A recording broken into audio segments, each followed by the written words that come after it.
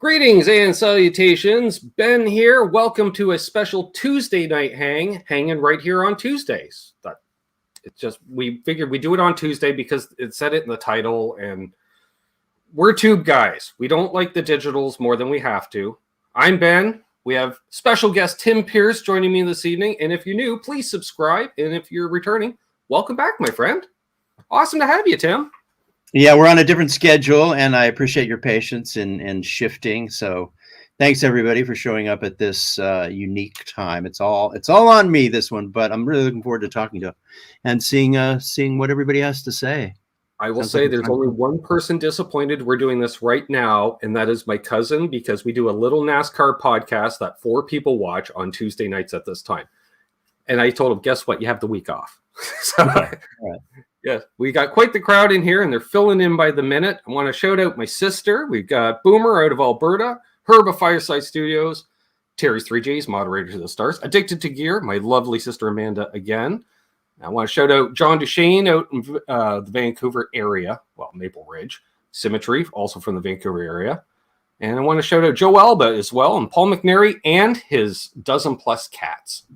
And the rest of you joining in, there's my man Travis from down at Long McQuaid. He's my hookup down there. Good to see Travis in here.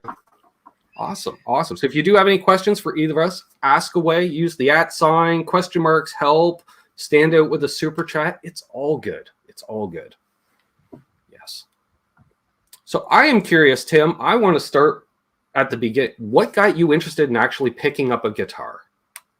Okay, so I was born in 1958, and my love of music comes from Top 40 radio in the 60s, which was arguably one of the best times ever in music. So it could have been Sam Cooke, or it could have been Peter, Paul, and Mary. It was definitely Glenn Campbell. It was Jimi Hendrix. It was Grand Funk. It was everybody that appeared on Top 40 radio in the 60s. So I fell in love with songs more than the guitar.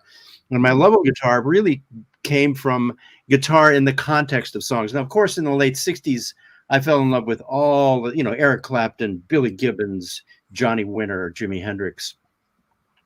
But prior to that, it was songs on the radio, and they could have a little tiny guitar part, but that was magical to me. So more songs than guitar, but then in the late 60s, guitar really lit me up. And then when I started playing at age 12, I just became obsessed, and I would just play in all my spare time. So that's how it started. Albuquerque, New Mexico. So kind of like your experience, it wasn't the biggest place in the world.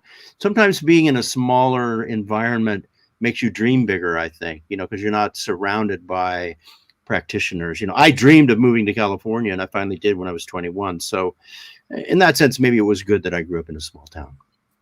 I hear you on that. Yep. I thought about moving to California or Vancouver. It was either or, because Vancouver really started happening while I was in high school, of a whole alternative music scene. I went, maybe I could just go to Vancouver, and then things happened around here, and I didn't make it out there, but I did finally make it out to California when I got to visit my first NAMM show. So I was still happy. So, which is, Disneyland for a guitar player, and then some. Oof. And now you get to see all of us from your studio anytime you want. So good for you. Exactly. We try. I did see a question here. My sister just says, I love that Tim likes Trevor Rabin, my fave. Yeah, that was an interesting thing. I love that Yes 90125 record, if that's the right. It's probably not the right set of numbers. I've blown that one before, but I revisited it recently, and I was blown away by how good it was. And the odd thing, we were so spoiled by great music at that moment in time that we were going, well, I don't know. Is this a good record? Is Yes any good anymore? Are they selling out? You listen to it today, and it's the most musical, amazing thing you've ever heard. And it was just another chapter in their, legacy. And he really is responsible for that record being great. He took over the band at that point, and in a great measure, he collaborated. The great thing, though, is I did a live stream where I featured the owner of Lonely Heart. I did a lot of research on him. I always knew that he was a very, very busy film composer, because I worked with a lot of film composers, and I worked with Trevor Horn a lot for 15 years, and he and Trevor were friends. So I was aware that he was constantly doing films. I was aware of his virtuosity. And so when I did that live stream where I researched him, it was really easy to celebrate him, not only for the Yes stuff, but all the film stuff. And lo and behold, we have a mutual friend.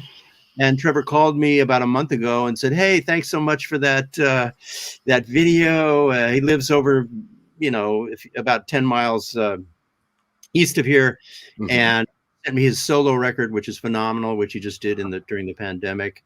And he's done like 52 movies, but super nice guy. We had a nice conversation, and so I got to meet him and talk to him after all these years. Got to connect with him after doing a video about it. It was wonderful. Really cool. Like we were saying off air, it's amazing over the last few years how many people are interacting with YouTube more. Like I just thought of that watching the Rick Beato interview with Brian May, and the first thing Brian says, "I get to meet Rick Beato. I watch your stuff all the time," and it's so true. It's so true. And I think Brian May said he was actually nervous, so that's pretty amazing. It's wonderful. Gary Davlin with the super chat. Thank you very much. He just says, "Thanks for the shows," and I'll say that goes for both of us.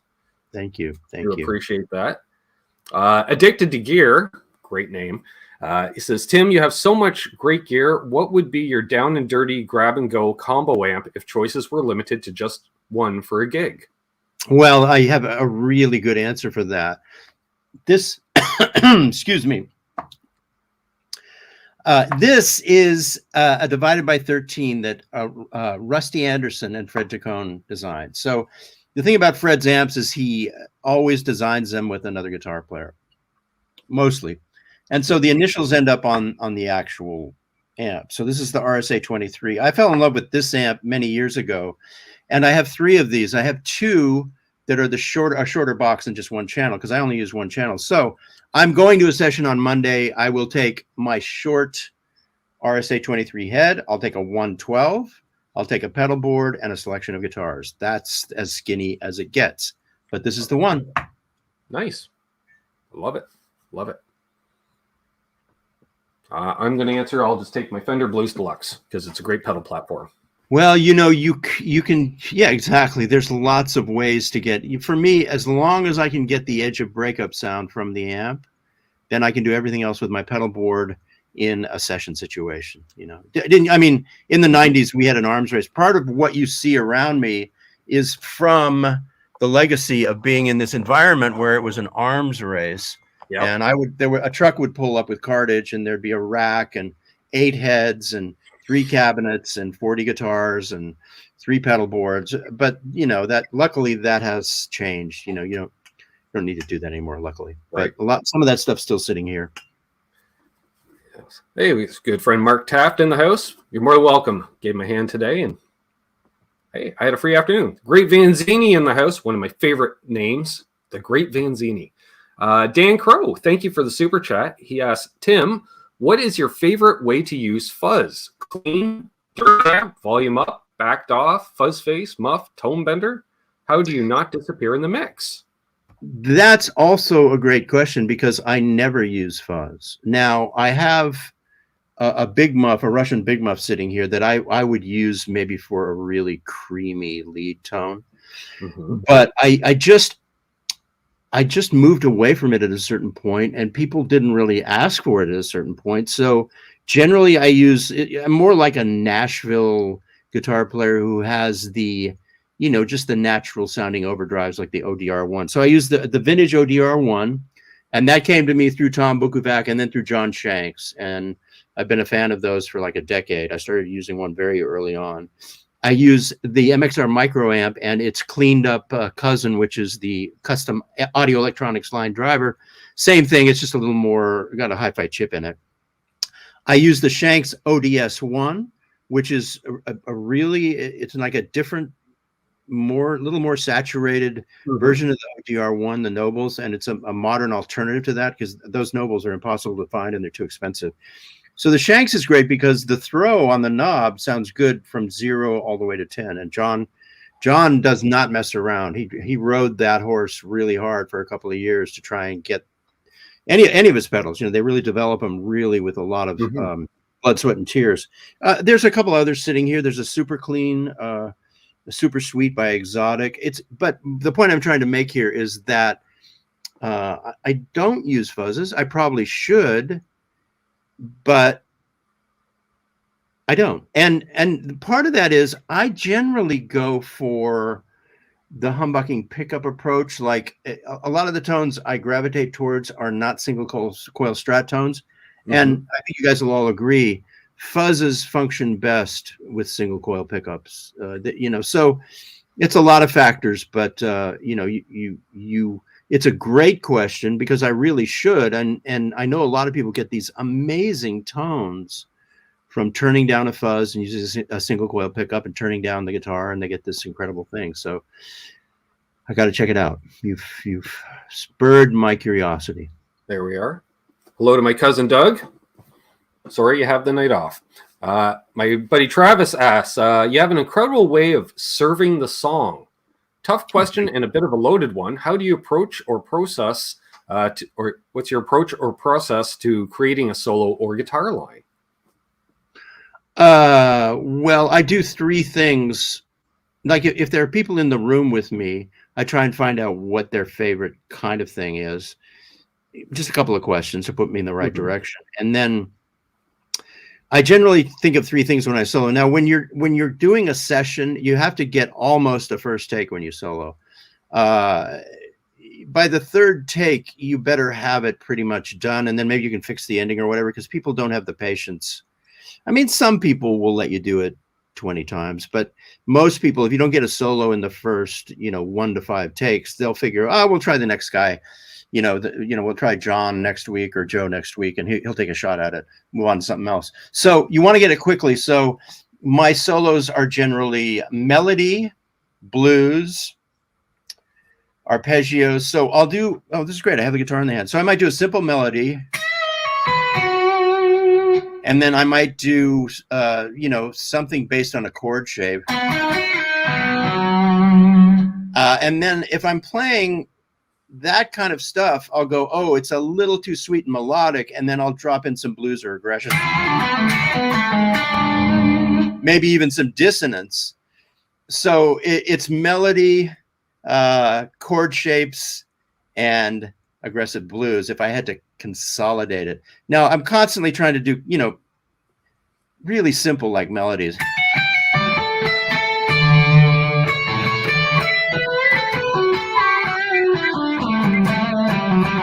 And then if they'll allow it, then just one moment of flash.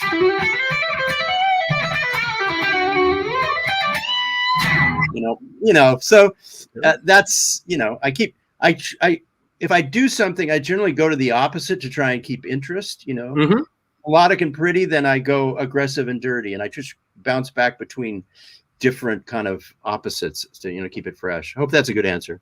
I think that's a great answer. We got a couple more super chats in. Wow, guys. We got Lauren from El Scott Music. He says, Tim, can you talk about Steve, I want to say this correct, Mays? It's Mays. Yeah. Mays, sorry. And your experience with him. I'm Facebook friends with his daughter. You rock, Ben. Thanks, Lauren. You rock. Yeah, I'll bring this into a wider scope and a wider context. So I had the best guitar teacher in the world from age 12 to 14. I am in rooms with musicians who have university level, graduate level skills, and I have no training. I'm self-taught, except for the fact that I took 2 years of lessons with Steve Mays, who was the greatest guitar teacher in the world. And, you might have the greatest guitar teacher in the world also. It's just, for me, I was lucky that I went a half hour a week for 2 years to see Steve Mays, and he taught me what I needed, to learn how to get through pop, rock, R&B, folk, country, blues, soul. It's simple idioms of music. I was never that interested in jazz or classical, so I don't have those vocabularies. But he was just an incredible, kind, intuitive guitar teacher, and we actually ended up in a band together a few years later. And I love Lily. I love his daughter. And my point here is that if you find a great teacher, it'll change your life. And if you don't, it won't. And I was lucky. I found him. I agree. Yeah, if you do find the right teacher, it really helps. John Duchesne with a super chat. Thank you, John. He says, hey, Tim, longtime rock player for some years professionally. Signed up to your master class, and I'm really looking to improve my rhythm, fretboard knowledge, and improv skills. Where should I start? John, you can start anywhere. Now, I have to confess that the master class was built over a number of years when I was very busy doing sessions. So it is not the most organized curriculum. And so what you really have to do is you have to start touring and opening up episodes. Now there are rhythm, there's a rhythm category, there's melodic soloing. So the stuff you're looking for, there's also a search field, and we're actually creating a better search field that'll be published soon. But you kind of have to create your own curriculum, and it'll take a little extra work. So I apologize there. It's a massive, it's 150 hours of stuff. It's a lifetime of stuff, and I'm adding to it all the time. I just added 100 video beginner's course, just added 19 exercise videos. You got the email, because some people wanted to do exercises. So I just sat for a while and did a bunch of those. And then this week I'm publishing a new melodic solos based on the YouTube video that I did. So I'm adding to it a lot, but I do apologize. It's you kind of have to search and find stuff that you like. And I can say it truly is a master class. Is that many hours? That I don't know how many college courses are that many hours for It's giant. It's a little too big, but I'm going to keep adding to it. It's just the way I like it. I like it. Yeah. And there's my good friend Lawrence from LPD Pedals. We were talking about you earlier, Lawrence. Off there. Thanks for coming on again on Sunday night. Let's see here. I did see scrolling. There we go. Boner Jams. Somebody wanted me to talk about Shinedown, but I'll do that after this super chat. You just want to say, great show, Ben. Love you, kid. Have a great night tonight, everyone. Thank you, Boner Jams. Check him out every Wednesday night, 9 p.m. Eastern on the Under the Bus Network. I'm just saying. He did not pay for that advertising. No. Let's talk about Shinedown, Tim. Okay, so the two records I did, the first one, God, what's the name of the song? I can't think of the name of the first record I did with Shinedown. So I did all the guitars. I'm going to look it up because this is important to get this. I'm just going to Google it right now. I'm still here. I'm still talking. While you're Googling, I'm just going to read off another super chat from Jeff. Yeah, okay, now it came back. I was Googling and I remembered it. So do the super chat. He says, no question. Just thanks for being so kind and sharing your wisdom for us mere mortals. Much appreciated, and stay well. Appreciate it, Jeff Nixon. Okay, it popped into my head. So the first record I did was Sound of Madness, and every guitar you hear on that record is me. And the reason is the guitar player in the band had a substance abuse issue, and he had to be sent home, and somebody had to do the record because they were in the studio and it was scheduled. The first strategy was for him and I to do it together, and then he just couldn't do that. So he went home, and I did all the songs, all the parts on that record because they were in it, and when you're in it, you got to get it done. If it hadn't been me, it would have been somebody else. So it turned out great, and because it was a platinum record, it did really well for them because I was part of the sound of it. They hired Zach Myers, who's a dear friend of mine at this point, and then when Amaryllis came around, the next record, Zach was in the band, so we shared the guitar duties because I was kind of the sound of the band. From Sound of Madness. So, they really wanted me to be this, part of the sound of Amaryllis. So it's me and Zach, and I think Dave Bassett, the songwriter, played guitar on that too. So all the guitars on Sound of Madness, a lot of the guitars on Amaryllis, certainly all the solos. And I mean, my favorite one is Bully. That's all me on the song Bully. And when I hear that song, I'm just blown away that I got to do that. There's a YouTube video on my channel where I demonstrate Bully, and then I interviewed Zach Myers. I mean, I saw Brett, the singer, not too long ago, and I consider these guys really good friends of mine. They're amazing. Awesome. Very lucky to have done that. Yeah, Sound of Madness. I'm glad it did something for you. Yeah, It did. Yes, his voice. He's one of the best voices in rock. I agree. Michelle Morgan asks, when do you know you have too much processing on your sound? Well, that's easy for me because I really 90% of the time I'm just using a little bit of delay and a little bit of reverb. Now, right now, I have this wonderful plugin that's by Sound Toys called Little Plate. And I'm using it right now. I'm doing an AC/DC live stream next Saturday, and this is for the solo sound.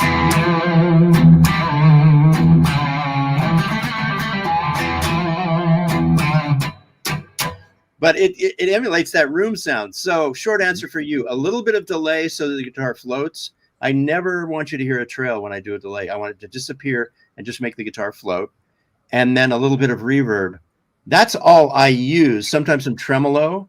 Now, it's great to get into all the other stuff for if you want to turn into a keyboard player or do special events or little effects throughout. So how do you know when you have too many effects on? Gosh. You know pretty quickly. And if you're using anything past reverb, you're getting in dangerous territory. If you use delays and you can hear the trails, you're getting in dangerous territory. I don't, you know, I don't even use a wah-wah anymore. I used one the other day because I had to do a Prince song. So a part of it is as you get older, you just want to be yourself. And that's usually just a tone out of an amp. With reverb. I'm in love with reverb. The thing is, reverb was not so legal 10 years ago, but now you can have reverb for days. So all the reverb. Yes. Yeah, I agree. I use, I'm going to say I use entirely too much delay and reverb because I play by myself, and that way I can accompany myself just in sheer ambience. It's great. I mean, there are people who do only ambient, you know, guitar pieces, and I'm kind of jealous because they just sit there and create these soundscapes. And but you kind of have to. Anytime you get in an ensemble with a bass player and a drummer, then you kind of have to start giving up some of that. Yeah, you got to pull it back. Well, I had a buddy over here the other day. He's like, "Yeah, there's no way that we could play in a band together anymore." And we played in several bands together. He's like, "I'm like, yeah, there's no room for a second guitar player in this situation." And he just laughed. Yep, I agree. But like say, especially if you're playing an ensemble, especially with a second player, you want to keep your sound tight and neat and just find a spot in the mix. Yeah, I mean, I love putting it. Somebody just mentioned the Edge. I love putting up those kinds of delays. I don't know if I have one quick that I could put up right now, but I do love doing it. But then you're kind of locked into, you kind of don't want to do it all the time, you know, just for a single part maybe. I agree. That's why I have a Keeley Halo on my board for that reason. One of the presets. Right, exactly. This is what I love about these days. I mean, he put the exact right sound in there that I've used for the last 25 years. It's on the button. Yep. And he did it for us. So it's darkened, modulated, just the right dot dot dot dot dot dot. It's like there are things in life that once you find them, you don't have to look beyond them. I was shocked. It's the only. I think it's the only device I've ever purchased him that carries presets where I'm like, they're fine. I don't need to adjust a thing because I figure, what do I know about setting up a delay that Andy Timmons doesn't know? I'm just saying, you know, I'll leave that to the professional. It's exactly my favorite thing. It's a darkened, modulated delay. That's what I seek. You make the delay dark so that you don't hear it. You just feel it. It makes the guitar float. But I mean, what I'm talking about is you roll off all the top end or a lot of the top end. So it's not bright and it just makes the guitar expand. Yes. You know, and that's what he did for us. He curated the sounds, but that delay is incredible. I saw somebody's asking what my favorite studio is from back in the day or recently. Sunset Sound is my favorite. Nice. I was there for 6 days a couple of weeks ago doing a project, and I have some video footage of that. It's a combination of having this pedigree of having, you know, Led Zeppelin, the Rolling Stones, Prince, the Doors, right. Van Halen 1 and 2, and, you know, 60 other amazing records on their wall, and they're not pretentious, and there's great parking, and the rooms have been untouched for years, and you know, I think you said the two things: not pretentious and great parking. I'm just saying, those are two quality things in an LA studio. I've garnered. Not that I've ever. Well, it has a common outdoor area, which is great too, with a basketball court, and it's just wonderful. Yeah. Nice. Yes. I saw here. where was it? There's Rob Cunningham from Didario. Great to see you. He's coming on in a couple of weeks. He just says, "Hey Ben, hey Tim, huge fan of your playing. Enjoy the show." Thanks for joining us. Really appreciate that a lot. Rob's a great guy. Heck of a player himself, I'm just saying.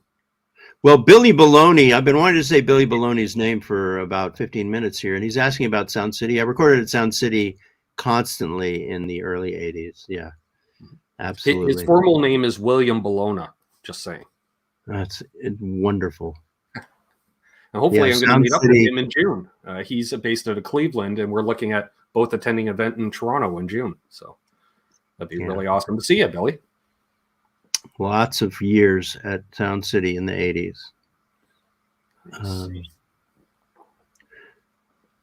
Thanks. Yeah, the solo on Runaway was a nice thing. I got to do a Bon Jovi master demo session, and then they ended up getting a single out of it, and that was Runaway. And that was the one song that made the record that I did all the guitars on. Nice. Does Sound City still have a vintage board? It's different gear. Blake Mills and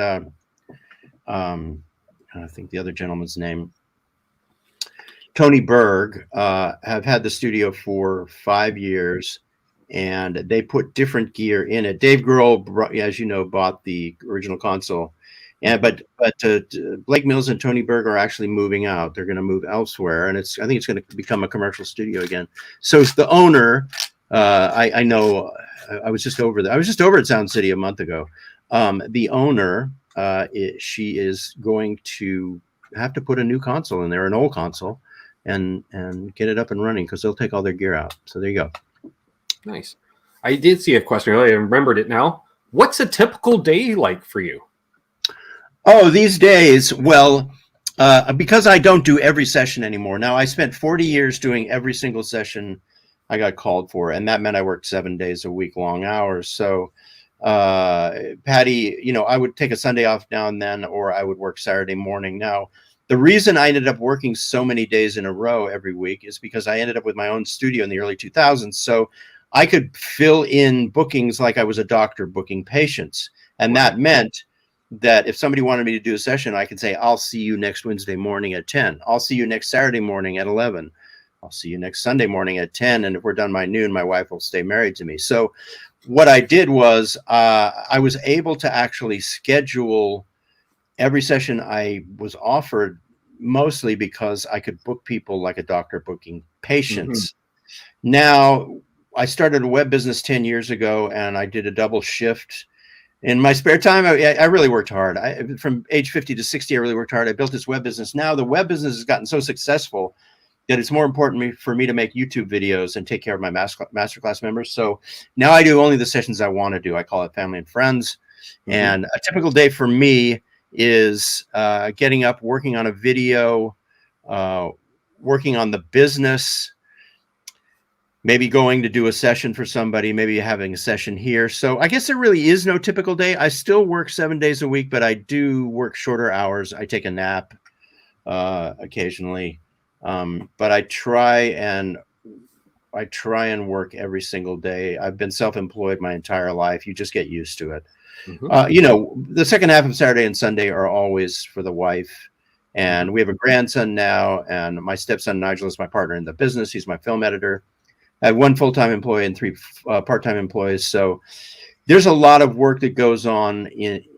The business is very intensive. Now, I'll tell you one last thing about the business. I spend enormous amounts of time making a thumbnail on YouTube that people will click on. And it's life or death on a YouTube video. Now, if you just put any old thing on the thumbnail and the title, you get 10,000 views. But if you do a really good thumbnail and title, that 10,000 will be 100,000 views. And it's really important. Now, I have on this device, I have a collection of thumbnails from a previous era. I do my thumbnails on my iPad now, but this is how it goes. These are all perspective thumbnails. Like everyone you see that's similar was done in advance of releasing one video, and constant changes and tweaks.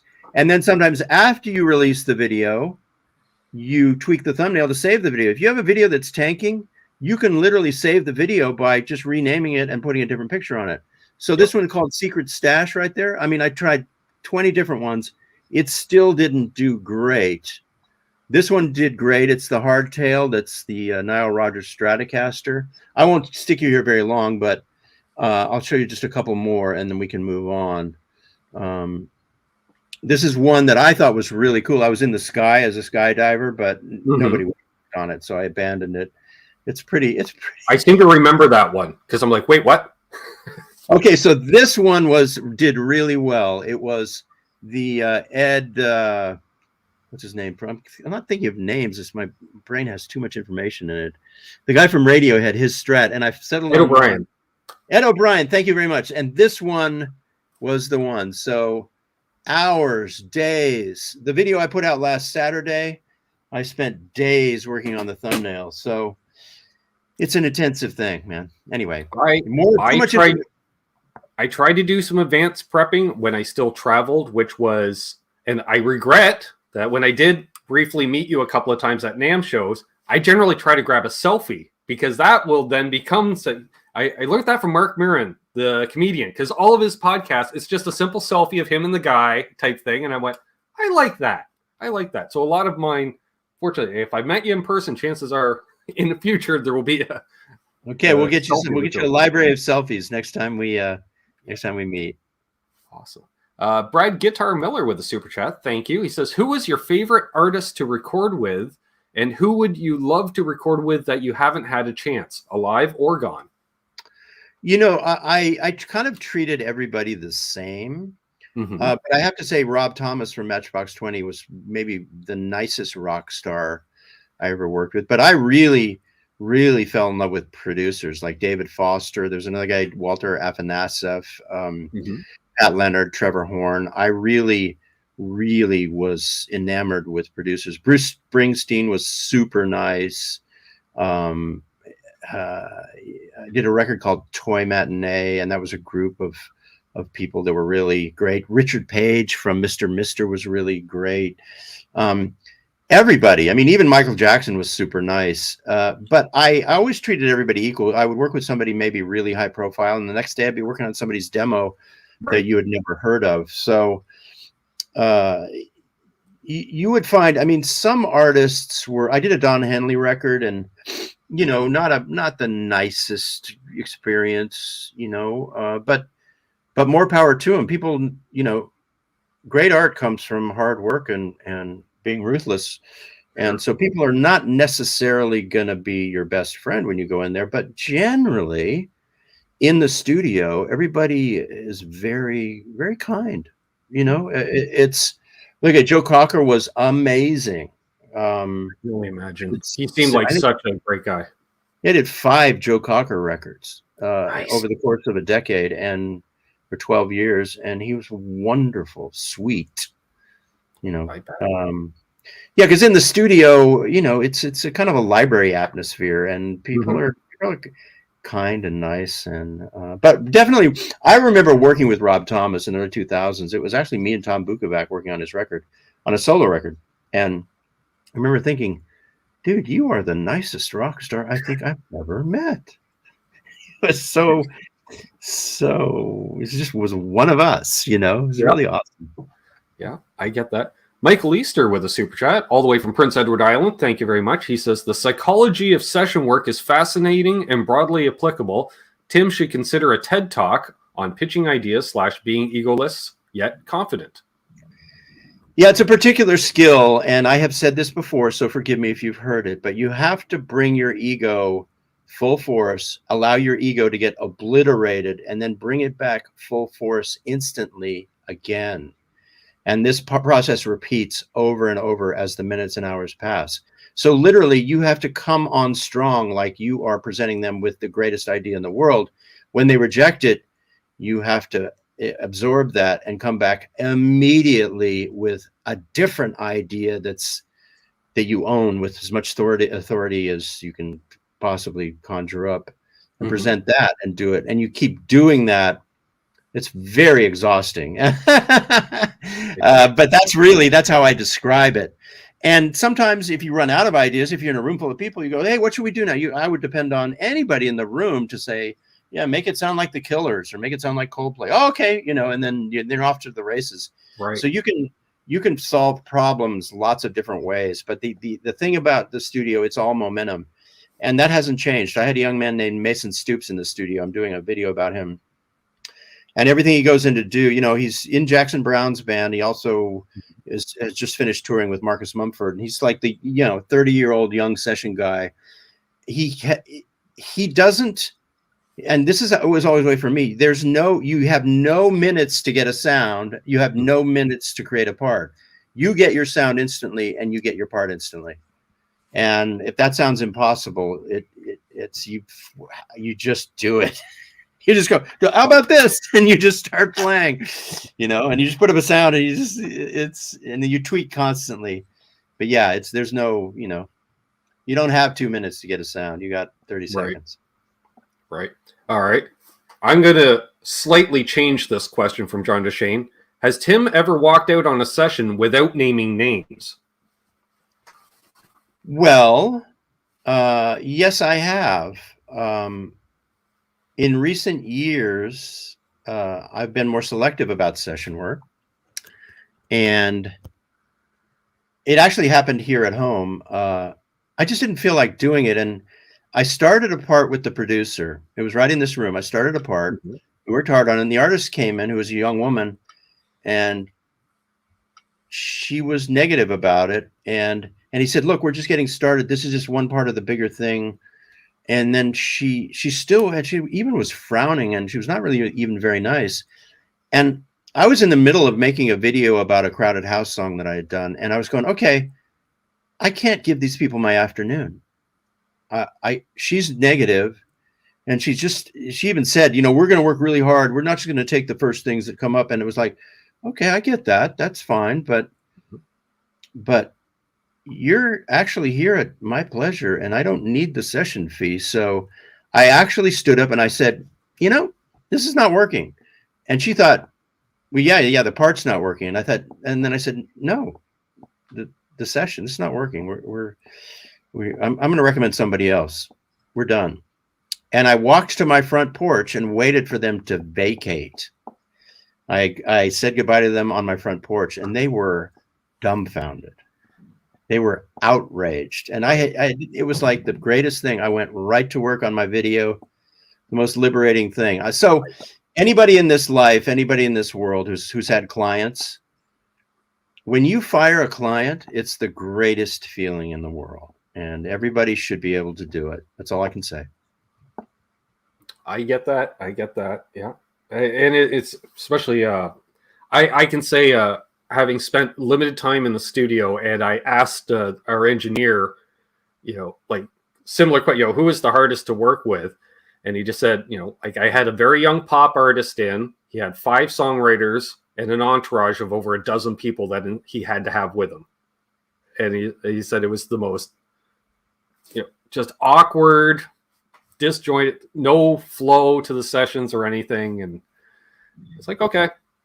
Well, I can talk about one major artist that I wanted to walk out on. I did Shakira's first English-speaking record, which was a huge record for her. And it was me and Abe Laboriel Jr. and Paul Bushnell. They flew us to Miami. And I sat in a room with her for 10 days, and she never really gave me any indication she liked what I was doing. And if it had been in LA, I would have said, gosh, you hired the wrong guitar player.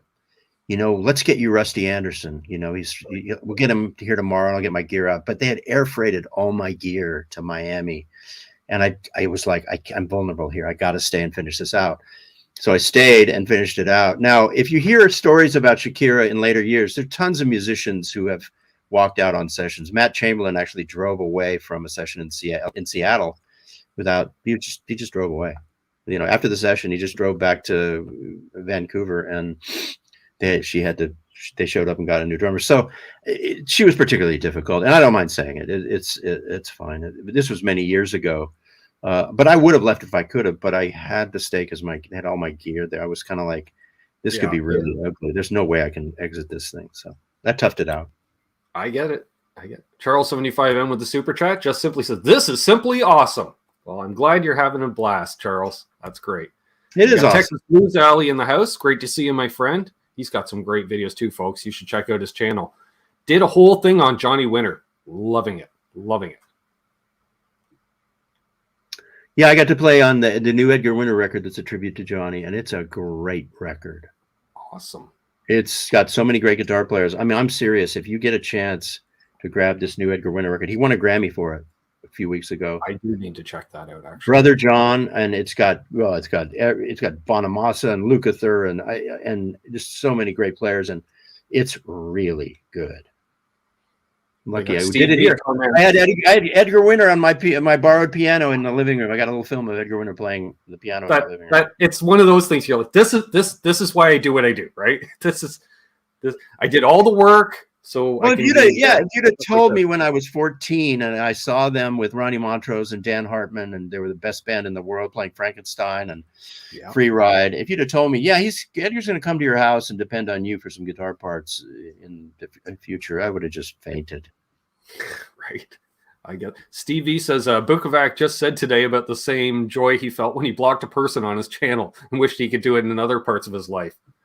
Well, yeah, I saw that video also, and hide user from channel is really wonderful because for a few years and a few hundred people, you get angry, and then you finally figured out that you don't need to hold that anger, and you just do hide user from channel, and it's so liberating, and you don't hurt them, and they don't hurt you anymore, and they're just, and they probably keep leaving bad comments, but nobody ever sees them. So it's fantastic. It's really fantastic. They grant away, get it out of their system, and we don't have to deal with it either. Yeah, who knows? Maybe they're beating you up without you knowing it for the rest of your life, but they never appear again. And you don't have any of that anger, but it takes a few years to get there because the anger is very seductive, you know. Yep. And I agree. There's the legend himself, Pooh Ninja in the house. He says, throw some thumbs up, folks. We do appreciate that. Helps with the algorithms. I don't know. Digitals, I'm not sure. They just tell me I should say that on occasion. So, and we love our YouTube overlords, honest. No. I saw a question. What was it like working with Whitney Houston? Because as I recall, Tim, someone just said as an aside comment, I have played on the largest selling soundtrack of all time. Well, that's which is a nice. Okay, so I'm going to try and make this not be a disappointment. Many artists are not there when you make their records. And this was one of those situations. But it was still just as exciting because, as I said, I was enamored with producers. Mm-hmm. And I think it was Jimmy Jam and Terry Lewis. And no, it wasn't. Who was it? God, I'm having trouble with names. This is so, gosh. I just played myself. So the producer, it was this really, really amazing producer, and I was enamored to be in the room with him. And I was throwing down on a Whitney Houston song that was going to be on this big soundtrack, and I was in heaven. And you get used to it. Now I'm going to tell you the extreme version of this scenario. I have played on 5 Santana records, and I have never met the man.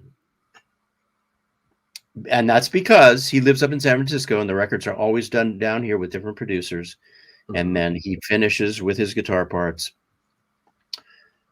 Someday I'm going to do a video. I already did one video about this, but it's not a problem. But that's the extreme version.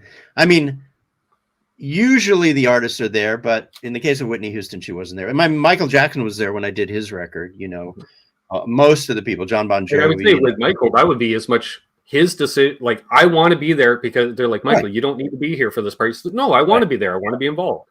Right. Which is great.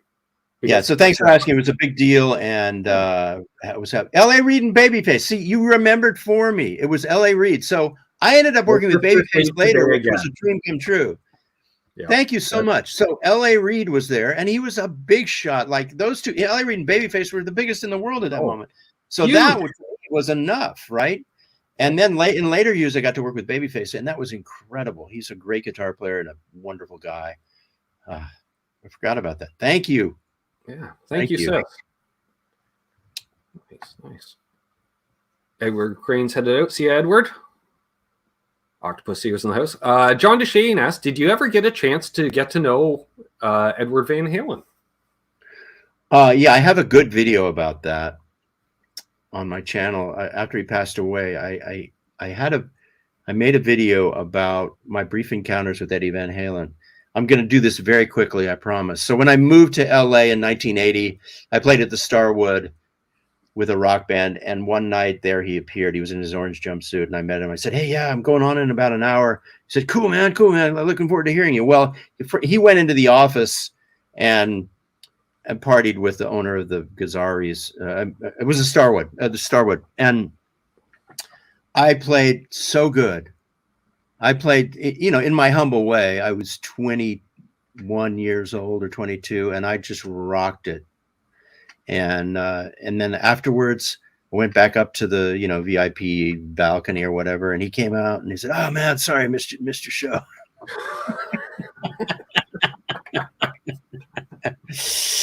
Well, you know, it's LA. It's the early 80s. But he was, you know, when I did my first record I did in LA, we were recording across the alley from SIR, and Van Halen was rehearsing for their second tour. Mm-hmm. And then I would drive down the Hollywood freeway. And one time I saw him in his Jeep with the you know, he just bought a couple of 59 Les Pauls, and they were in hard case in the cases in his Jeep. I mean, and then Dweezil took me to a rehearsal with Sammy Hagar singing, and I was right in front of him watching him rehearse. That was amazing. And then the third time I interacted with him, he came to a session I was doing with Glenn Ballard at Henson, and he spent the day, and he was really funny. He looked at my rig and said, "Wow, what is this clusterfuck?" And he looked at the charts on the music stand, and he said, "I don't read that stuff." You know, he was super fun. He hung out all day. Yeah, so some really, you know, some interactions, some interludes. And I saw him at Baja Fresh. We all know where he used to live. It's in Coldwater Canyon. And, you know, if you went to a particular restaurant, I lived not far from there for like 15 years. And the Mexican restaurant I would go to, he would show up there at lunch, you know. Pretty cool. LA is pretty cool that way. Nashville's that way too, I'm sure. Mm-hmm. Unbelievable. Memories of working with Dweezil on Confessions. Well, he's just a wonderful guy. He asked me for guitar lessons when I was about 30. And I said, well, I won't charge you, but I'll come and we can just play guitar together. And then when Gail, his mom, came in on the lesson and saw Dweezil was showing me something, she looked at me like, I'm going to strangle you. And I think Dweezil told her afterwards, yeah, he's not charging me. He's not charging me. And then they were friends. And then I would go play at their live gigs. I became friends with her and him. And I even met Frank in his bedroom. I walked down the hall and he was in his bedroom. Dweezil introduced me. It was really a wonderful time going up to their house and hanging out with those guys. He's a great guy. He's doing well too. Dweezil's doing really well right now. I am really happy to hear that, because I always thought, you know, that's a guy that never quite got a fair shake, in my opinion, only because he's so talented, but he was in such a shadow. But you know, he's doing his own thing, as well as he can do his dad's stuff too. And he's such a personality and such a nice guy. Any interview? Yeah, he's doing. You know, he tours a lot, and he's got an amazing home studio. Mm-hmm. It's drool worthy. It's like the best home studio you've ever seen. And yeah, he's doing well. That's great. Hey, Pedal Playhouse in the house. Good to see you. So we'll go about 10 more minutes, folks. Well, yeah, the Zappa family too. You said it's an odd dynamic. Yeah, it is odd. And if you really want to research, you can find out all the odd things about it. But we're not here for that. I'll get Dweezil on for. No, I won't get Dweezil on. Yeah, I'd love to have Dweezil on for one of these, because again, he seems like a great guy, and he's into gear. I know he's a great guy. He'll come on your show. Absolutely. If given the choice, would Tim rather track something at home or in a bigger studio? At this point, I would rather do it at home, because I just save so much time, and I have all the sounds that I love the most at my fingertips. Mm-hmm. Having a home studio like this, it's like driving a Ferrari. You just press the go button. And now if I go to the studio, which I am next Monday, I'm going down to East West. I'm literally going to have to build a rig. It'll be small, and make sure that rig is sounding good. Make sure the engineer puts the mic in the right place. And it won't sound quite as good as here, because Right. here, I mean, the mics You I had have, all the time to get the mics just right. And I was thinking that you could knock out a part before he's even going to have the mic. And even a great guy, it's just a few minutes to get the mic placed just right. We know that. Yeah, so it's at home at this point. Now, the great thing about a studio is the camaraderie of, you know, just putting yourself in a room with people creates a lot of unpredictable stuff. It's wonderful. Yeah, you do get the hang. That's for sure. There's BC Rich 581, Music Therapy Laz as well. Good to see you guys. Steve B has an interesting one. Did I hear you turned down Tom Cruise guitar lessons? That's true. It was a situation where I actually tried to say yes to it, because I was in a position where I would say yes to everything. But the truth is, I talked to his sister on the phone for a couple of hours, and I was just too high maintenance. She just wanted to hear somebody say, "Yeah, I'm the guy. I'll be there and I'll do it. I'm the one. There's nobody else." I mean, it was one of those things, and I was kind of more like, "Well, I don't know. Can you?" It was like I had all these qualifications because I was busy. I didn't want to, like, you know, I didn't really have time to do it. And lo and behold, the person that did it went to a hotel room in Florida for 2 months and saw Tom once. I couldn't have done that. I was doing sessions with clients constantly, and that person made a lot of money, but I made a living just fine not doing it. And then I ended up being, in the height of ironies, I ended up being the guitar that you hear in that movie when his character appears on screen. And I did it in one day. I went down to Conway and sat with the director and Adam, the composer. And every time Tom went on screen in his rock star stupor, I would play these licks that represented his emotions. So I ended up being the guitar. There's lots of guitar in that movie, and a lot of it's great, and a lot of it's not me. Landau's on it, and then a Swedish guy's on it who's great too. But when Tom Cruise comes on screen in that movie, I'm the guitar player that's playing the licks. And that was after turning down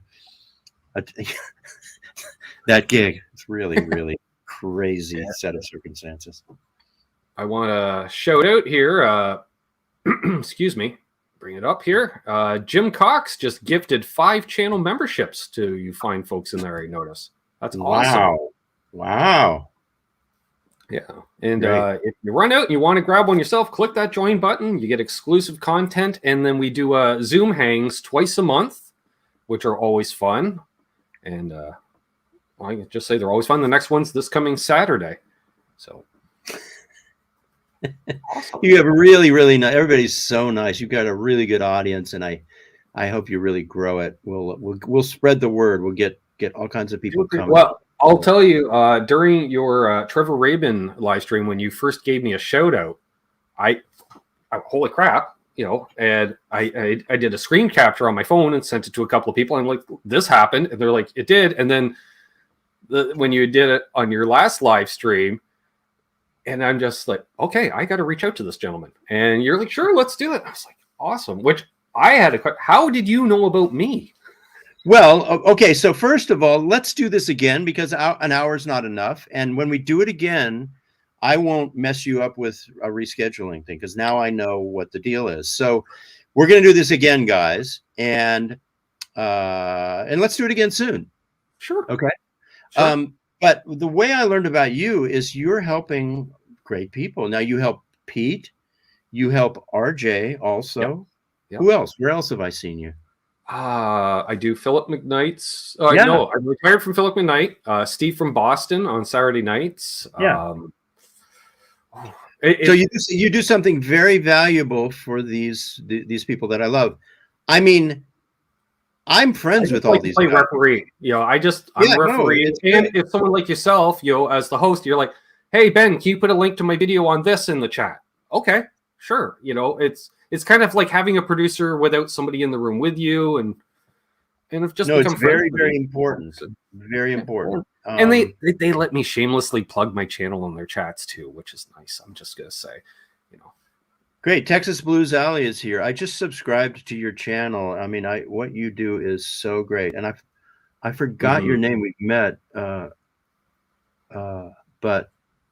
I'm even trying to you did a kind of confessional thing that was really wonderful the other day when I watched the whole thing. So thank you for that. Everybody go to Texas Blues Alley and watch him teach just guitar. Great Vanzini with a super chat. Anthony. So Anthony, thank you. Yeah, we spoke at NAMM. Yeah, thank you. Anthony. My brain is not remembering. I better go see the brain doctor.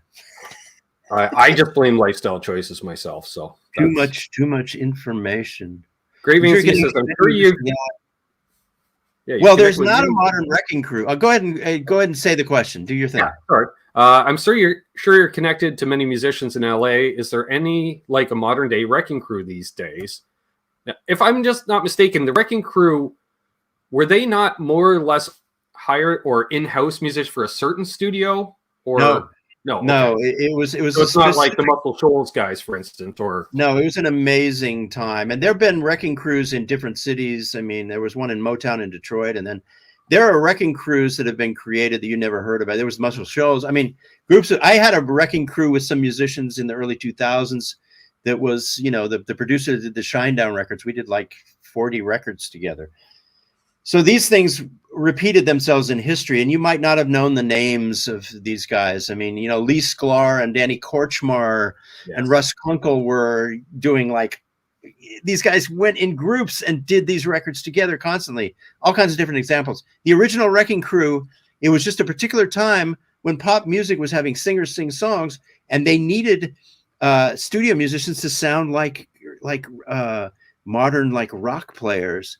Right. And their thing ended. The Wrecking Crew's time ended when rock bands could play better, and they started just actually bringing the bands in the studio. And so there was like an expiration date, and this is all in the movie and stuff. Mm-hmm. Anyway, back to your question. There is no more Wrecking Crew because there's no center of the universe for sessions. Like if Bruno Mars or Katy Perry or Adele, any of those people, they need a guitar player. Their producer has some people on the cell phone. They can just text blah, blah, or blah, blah. Or it's not a specialist. There are great guitar players who can come down who are not the specialists in the city that are called for all the sessions. It's much more diverse, which in some ways is a good thing. Now, where wrecking crews exist is in Nashville.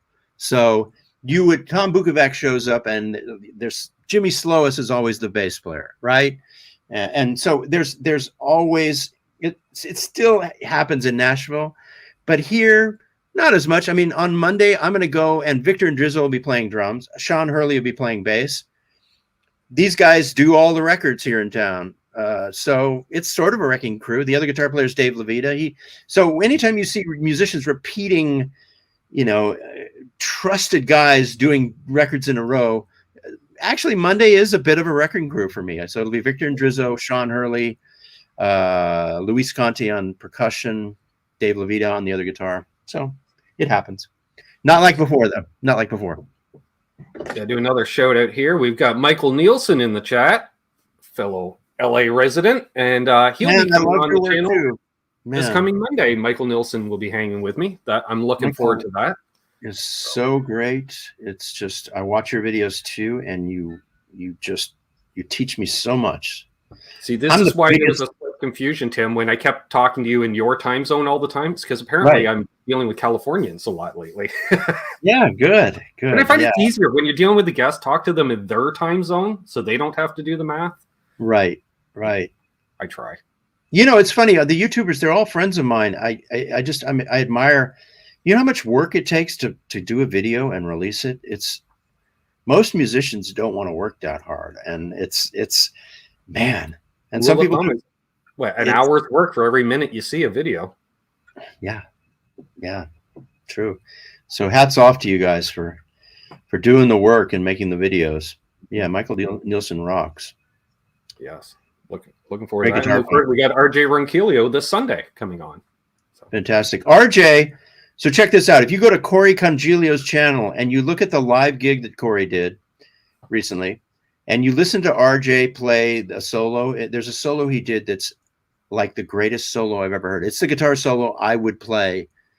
Only at this point in my life, I probably wouldn't play it that good. I mean, I forget which song it's on, but RJ plays a solo on that gig. go to Corey's channel and Yeah. watch RJ solo. And it's just like he's playing his Strat, and just the structure of the solo is perfect. And it even goes like 8 bars too long, and he even raises it up, like just lifts it even a little more during that last 8 bars. When, you know, I like short solos because in 16 bars, I kind of like to peak at 16 bars, but this is like 32 bars, and he does it, and it's fantastic. Yeah. Check it out. RJ is.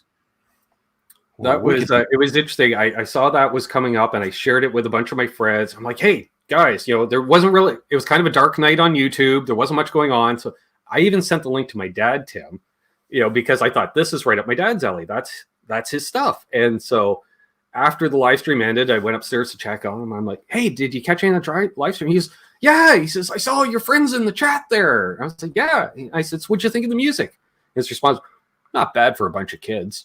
And then he kind of smirked a bit, and I went, yeah, okay, that's the Dave Coombs seal of approval, which is good, because he says if anything after 1963 is garbage in his opinion. So, well, they are, you know, it is pretty, it's kind of classic R&B, isn't it? A lot of those songs, which I love. A person named Zim said that he hires his son to do all his editing. Well, I did that. My stepson is my full-time film editor, and I pay him a very good salary. We are partners in the business, so that's how I survive this thing. Well, I mean, I still have to pick all of the. I'm still in it very, very deep, but he's the one doing the lifting on the computer. So, yeah. J7/8, another co-host from the Under the Bus Network. Great to see you. And I agree. Lauren says Henning Pauly has the video production thing down. Basically, a live broadcast studio with a live switcher. Yes. Yeah, yeah. Everybody has their live game. I'm really happy doing live streams, but I'm so nervous the hour before and during, because I do a guitar performance during the live stream, and then it's all themed, and I talk about a subject. And in the case of somebody like Trevor Rabin, it's likely that Trevor Rabin's going to see it. So when I play the guitar solo note for note, my goal is to be relaxed but not make a mistake. I don't even know how. You know, that's hard as a player, Tim. Like, because I'm thinking, you know, normally you're playing on some chords and then waiting for your lead break, and you're like, okay, and let's check it out, and you've got four and so there's beats, and you're into it.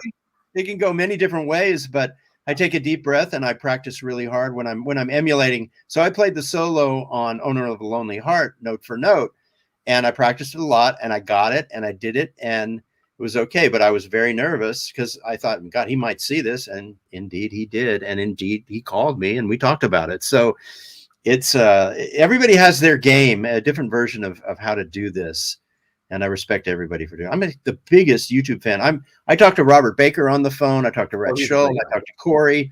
I talked to Brett Papa. I talked to Jeff McErlane. I mean, Anthony, I would talk to you if you called me. I've talked to Michael Nielsen, but more. Michael tried to hire me to do a session that he wanted a second guitar player on. Michael's a great guitar player. But I love knowing all these people. Rick Beato's coming in town tomorrow, and I'm going to have dinner with him tomorrow night. And nice. I love knowing all these people. Love it. Feel free to say hello. He's aware of who I am, which is awesome. I called him sir one night at a party. He was blocking the doorway. I was trying to go out for a vape, and I said, "Excuse me, sir." And he chuckled. He says, "I'm no sir." And I said, "Oh, yes, you are." It's so hard to be older. I mean, it's like when people call me Mr. Pierce, I just, please. Even at a studio, like somebody's helping me with my gear at a studio, an intern or whatever. Here you go, Mr. Pierce. And it's like, oh, no. I'll try to make you feel a little better, Tim. A little while ago, I was at the drugstore, and they asked me if I qualified for a certain discount because it was a Thursday. And I realized they were referring to the seniors discount. I'm 48, but to a 21-year-old, we all look the same. Yeah, you're right. Oh, it's so true. I wanted to say one more thing about that. I talk to musicians, and I'll make references of the 90s when I was super, super busy. Mm-hmm. And then I realize, they were born in like 1992. So this person was 4 years old when I'm talking. They don't even know what I'm talking about. And that's bone chilling to me, because the 90s, I'll talk about this great stuff that I did in the 90s. And, a 30-year-old musician was born in 1993, and they were 4 years old in 1997. And so a couple of people, I got to play with Madison Cunningham about 4 weeks ago, and she qualifies there. And then she's 29. And then I got to play with, I had Mason Stoops over, and he's 31.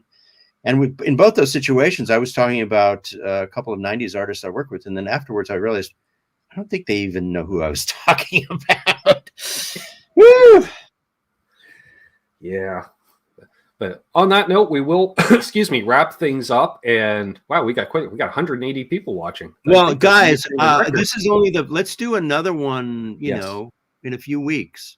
Okay? Sounds good. I'm hooked. Maybe we'll try for a Monday if you have a free Monday evening. Oh, no, I can do a Monday. Yeah, I can do a Monday. Because I know the crowds are used to the Sundays and Mondays live, and that'll be a fun one. And, it doesn't matter on a Monday, Tim, if you bail, because we did a whole Monday show waiting for Pete Thorne one week.